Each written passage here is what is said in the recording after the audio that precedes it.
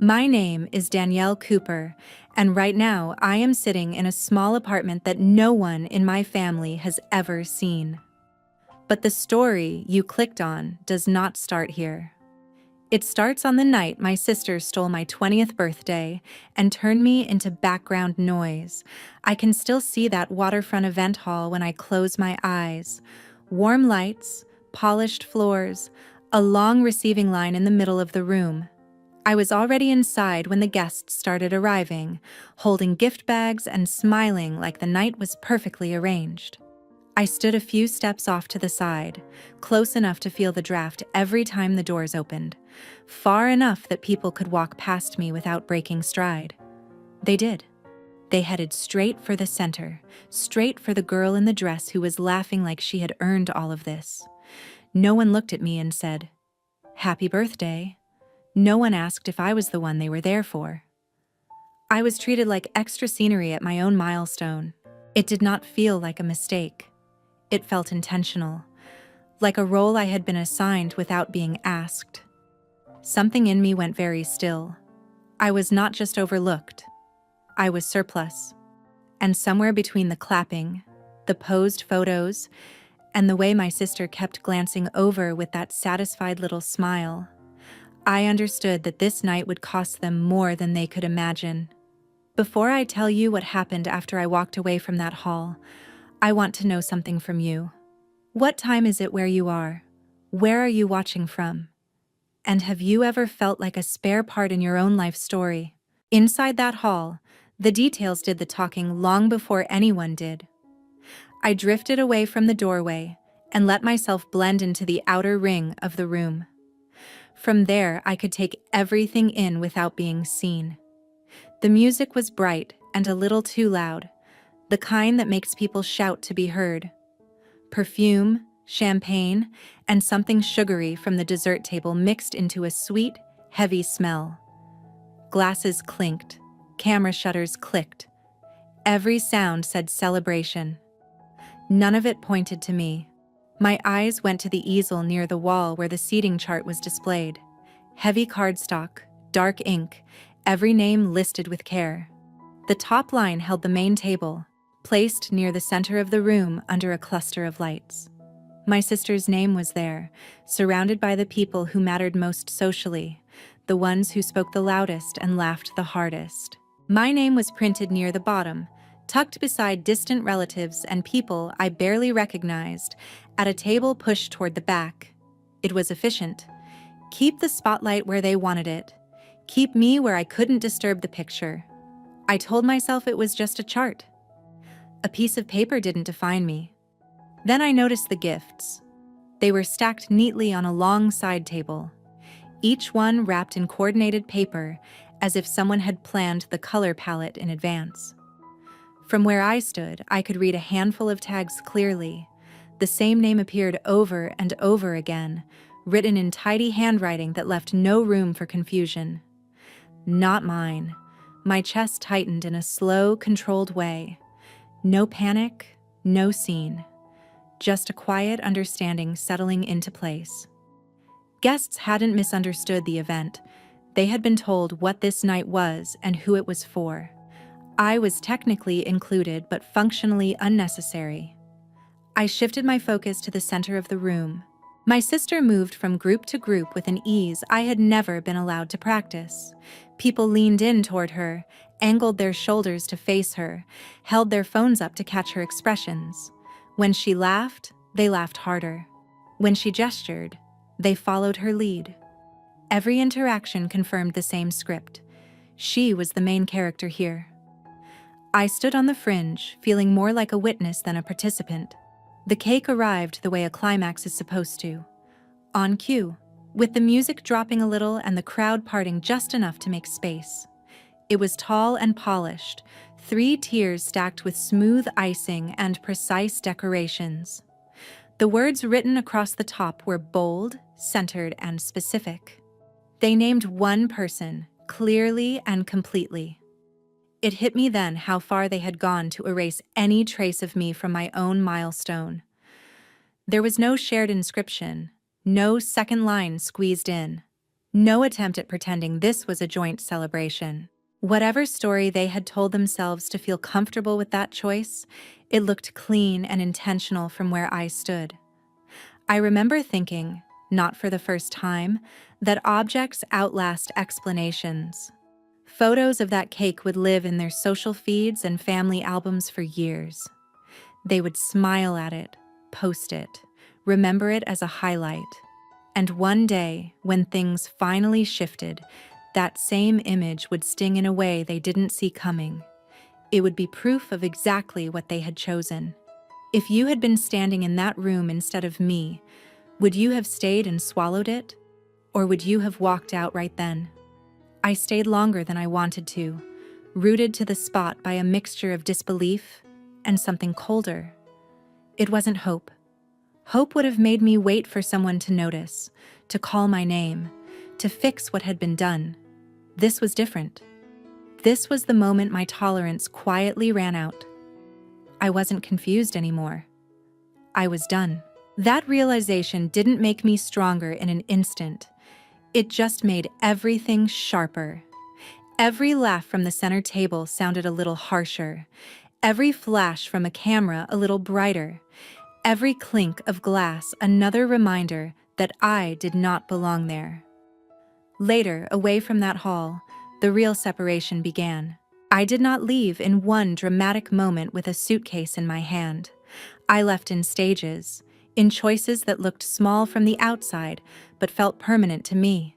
The first one came the next morning, when I woke up in my childhood bedroom and knew I could not keep sleeping in a house built on the idea that I was optional. The room looked the same, but I did not. Faded posters, mismatched furniture, a narrow window facing the street. The space that once felt automatic now felt borrowed, like I was staying in a stranger guest room. I started with practical things. I checked my bank balance, calculated how far it could stretch if I cut every extra cost, and made a list of what I actually needed. Clothes I wore often, documents, anything that would be expensive to replace. I left the sentimental objects where they were. They belonged to a version of me that no longer existed in that house. Packing did not take long. My life fit into a few soft bags. I set them by the door and waited for panic to talk me out of it. It never came. All I felt was a heavy, steady calm. Leaving the house was quieter than I expected. No one stopped me. No one asked where I was going. There was just the click of the front door behind me and the new fact that I had no obligation to turn around. I moved into a spare room offered by someone who did not demand my history. The space was small and plain, but it was mine in a way my old room had never been. I could breathe there without listening for footsteps in the hallway or waiting for my name to be used like a command. Before, mornings began with noise, clattering in the kitchen, raised voices from another room, instructions thrown through half-open doors. Now the first sound was my alarm. I made my own coffee, washed my own dishes, and stood in a quiet kitchen, surprised by how strange it felt to move without being watched. Before, evenings disappeared into obligations. Plans I had not agreed to, schedules built around other people and their needs, last-minute demands that swallowed whatever time I thought I had. Now I went to work, came home, and had hours that belonged only to me. I used them to rest and to sketch out a life that was not scripted by anyone else. The messages started once it became clear I was not drifting back. They came in bursts, shifting from irritation to concern to something close to accusation. I was being unreasonable, ungrateful, dramatic. Under all of it sat the same belief, that I would eventually give in because living without them would be too hard. A few of those messages revealed cracks they did not intend to show. Complaints about errands no one wanted to do, bills that felt heavier without one more paycheck, social plans that were harder to stage with one fewer agreeable face at the table. No one named it directly, but it was obvious. I had been more useful than they liked to admit. I did not answer. Instead, I tightened the routines that did not require their approval. I picked up extra shifts, learned how to stretch groceries across a week, and tracked every dollar so I could see progress instead of just pressure. It was not glamorous, but it was solid. Every month I stayed out on my own made it harder for them to pretend I could not. In the middle of that adjustment, I noticed something else. There was someone younger following the whole thing from a distance I recognized. Not close enough to change anything, not old enough to challenge anyone, just watching. Quiet, alert, collecting information. I knew that feeling. I had lived it.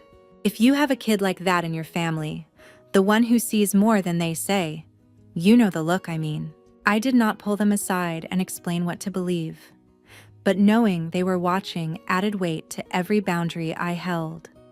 Leaving was no longer only about pulling myself out of a system that was grinding me down.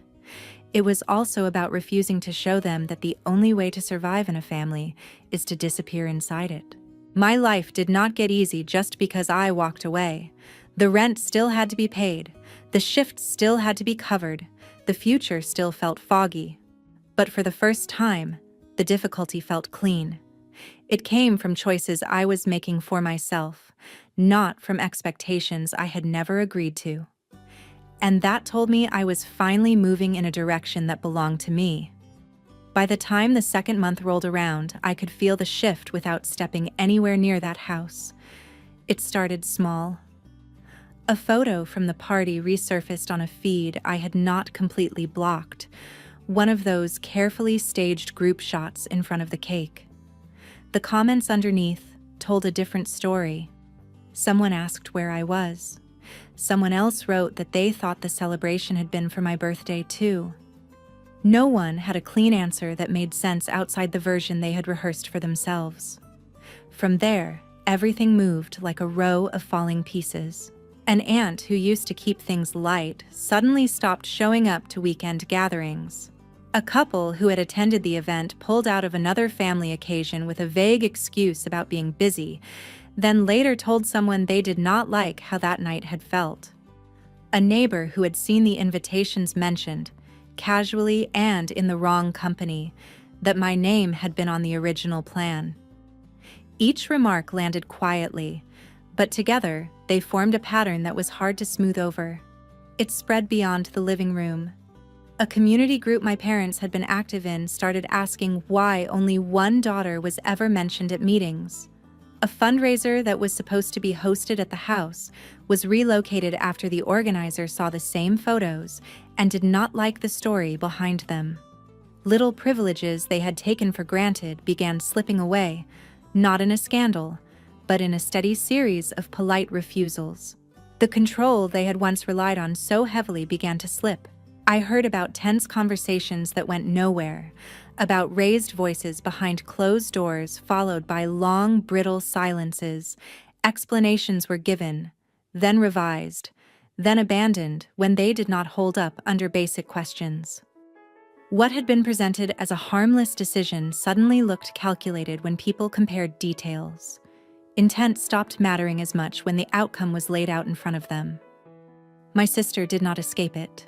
The same people who had crowded around her at the party began asking her things she could not answer without exposing the truth underneath. Friends who had reposted her photos with enthusiastic captions rewrote their tone, more measured, less admiring. Someone at her job made an offhand comment about using other people's milestones as decoration, and even though it was not said directly to her, it spread. She found out what it meant to be the center of attention when the story attached to you no longer worked in your favor.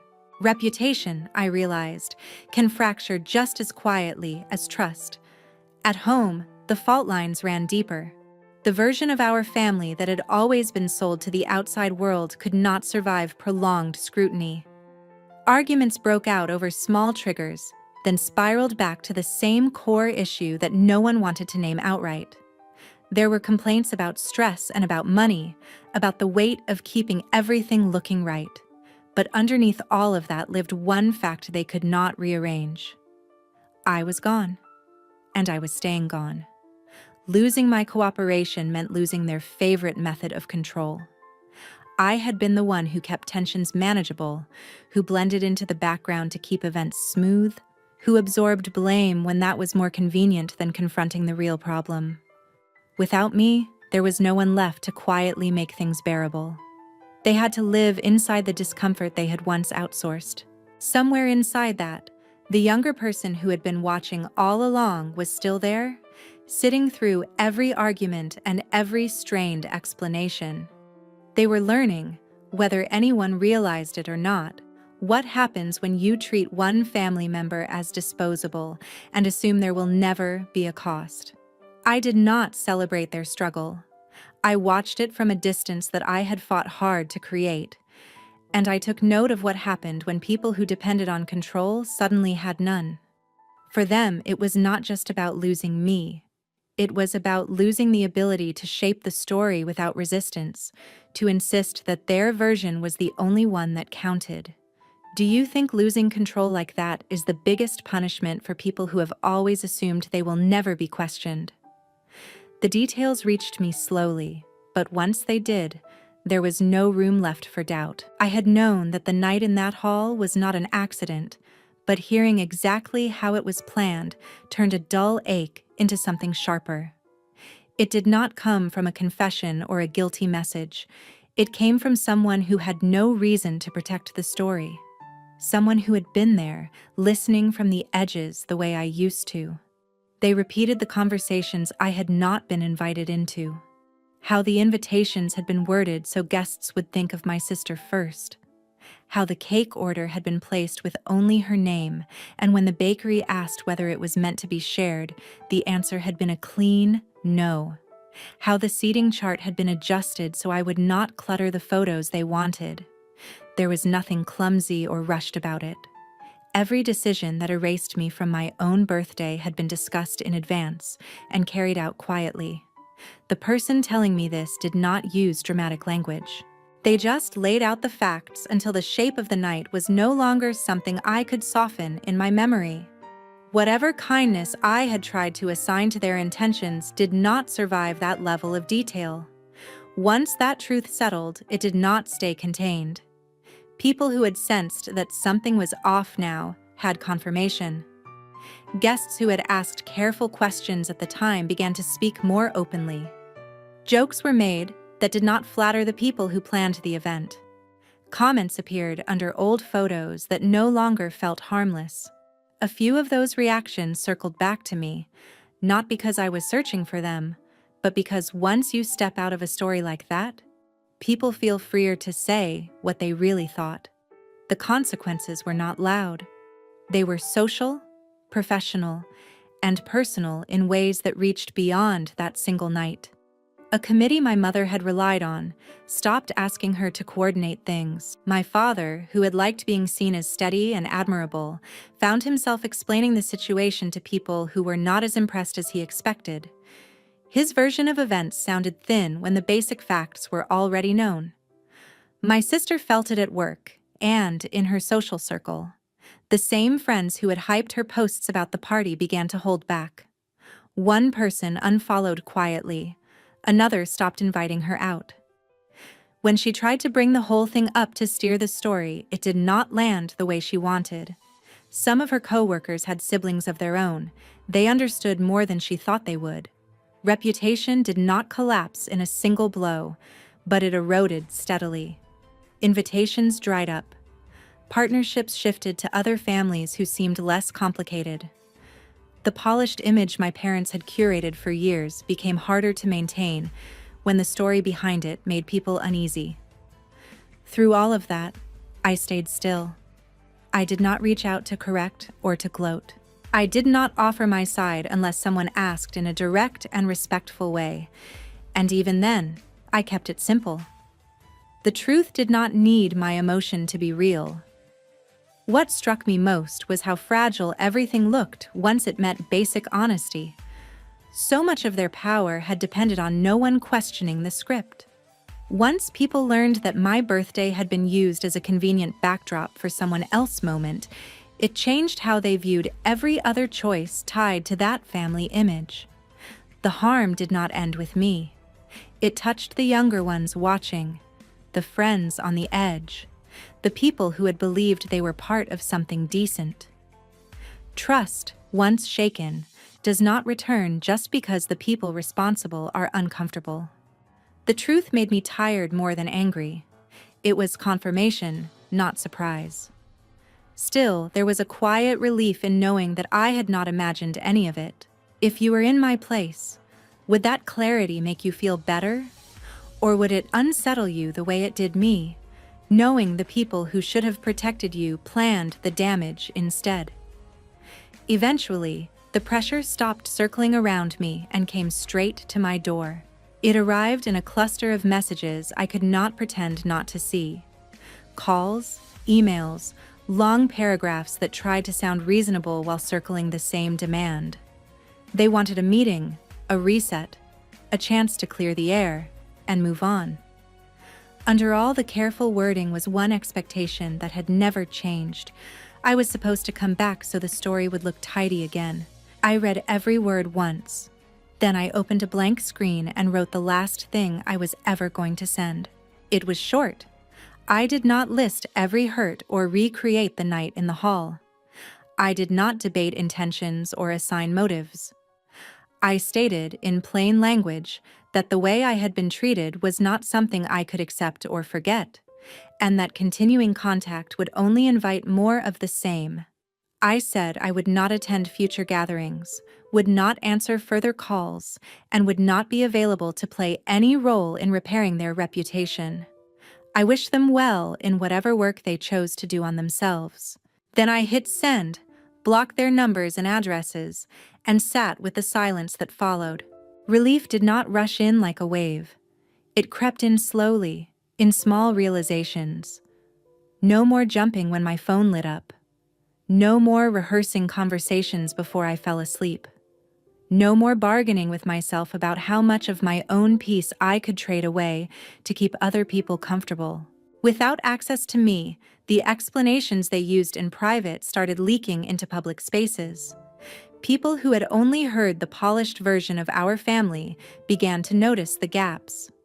A few stepped back quietly, choosing distance over drama. Others asked why a daughter would walk away so completely if everything had truly been as harmless as they claimed. My mother lost positions she had enjoyed in local groups when it became clear that her version of "we are so close" did not match what people were seeing. My father, who liked being viewed as solid and dependable, found doors closing in subtle ways. My sister was hit in a different way. The people around her were the same ones who had seen her glow in the center of that hall, while I faded into the edges. Now they had context they had not had before. Some coworkers stopped laughing off her complaints. One friend called out the cruelty of using someone else's milestone as decoration. Another quietly ended a long friendship after realizing this was not a one-time lapse, but a pattern. Her personal life shifted too. The partner who had once gone along with the family script started asking harder questions. What else had been minimized? What other lines had been crossed? Being faced with those questions in a small apartment, away from the safety of the group, is its own kind of consequence. Meanwhile, the younger person who had been watching everything learned a lesson no one intended to teach: that you can lose access to someone for good if you treat their presence like a guarantee. None of this felt like a victory to me. I did not check updates to see how well my absence was working. I did not celebrate canceled plans or lost status. What they were facing came directly from their own choices meeting the light. My part was simply refusing to shield them from that impact anymore. What changed for me was not their level of discomfort. It was my relationship to it. I stopped feeling responsible for their reactions. I stopped wondering if I had gone too far by leaving. The more time passed, the clearer it became that my boundary had not created the damage, it had only exposed it. All I had done was step out from under a weight I never should have been carrying. In the end, they were left with the one thing they had tried hardest to avoid: a life in which their actions could not be edited around me. And I was left with something I had never really had before: A life that did not require me to disappear in order to exist. Time kept moving, whether my family adjusted to it or not. In the quiet of my new life, the effects of my decision showed up in small, practical ways. I signed my own lease, chose furniture that did not remind me of anyone else, and filled a closet with clothes I had bought with money I earned myself.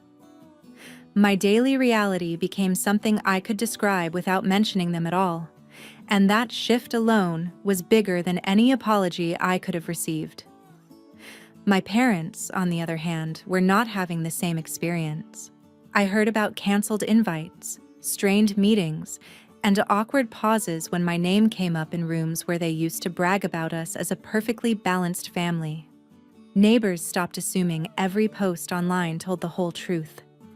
People they counted on to nod along started asking how a daughter ends up blocking every number she grew up with. There was no headline anywhere, no public statement, just a slow change in how they were seen when the story could not be polished anymore. A community organization chose a different family to front a local event after hearing about the birthday that had been rewritten. A longtime friend turned down a joint plan, admitting later that he did not like what he had learned about how they treated me. Pushing someone hard enough that they need help just to make sense of their own upbringing carries a cost too, even if it never shows up in a photo. She had built an identity around being the shining one, the responsible one, the person other people could point to with admiration. Now people who knew the full story looked at that glow differently. A supervisor who once joked about her perfect family stopped bringing it up. A close friend, tired of hearing her minimize what happened, stepped back and did not return. The partner who had stood beside her at the party began to understand that if you can step over your own sibling to stay in the spotlight, you can step over anyone. None of that fixed what she did to me, and it did not make me happy to hear about it. It just underlined something simple. When you build your image on top of someone else's pain, eventually that foundation shows through. The person I thought about most was the younger one still living in that house. They saw the whole arc up close, from the night I disappeared into the corner of the room to the quiet way I removed myself from every group thread after that. They watched adults scramble to manage their reputations while ignoring the root of the problem. They watched me leave and stay gone. They grew up knowing that being family does not excuse everything, and that doing nothing can make you part of the harm. Looking back, I do not see myself as heroic for walking away. I see a person who reached the end of what she could survive without losing herself completely. Leaving did not make me stronger overnight. It gave me space to become someone who was not defined by how little she was allowed to take up. It showed me that love without respect is just access, and access without care is just control dressed up as concern. If there is any value in this story for you, I hope it is this. You are not selfish for needing space. You are not cruel for setting boundaries that others find inconvenient. You are not obligated to stay where your presence is treated like a prop. Sometimes the most honest thing you can do is step out of the picture and let people feel the empty space they created. Maybe you have never had a sister steal your birthday, but if you have ever stood in a room and felt like an extra in your own life, then you already know the kind of quiet hurt I am talking about. Thank you for staying with me through this story. If anything in it made you think about your own family or your own boundaries, you can share your thoughts or your experience. I would honestly like to know how it sounds from where you are.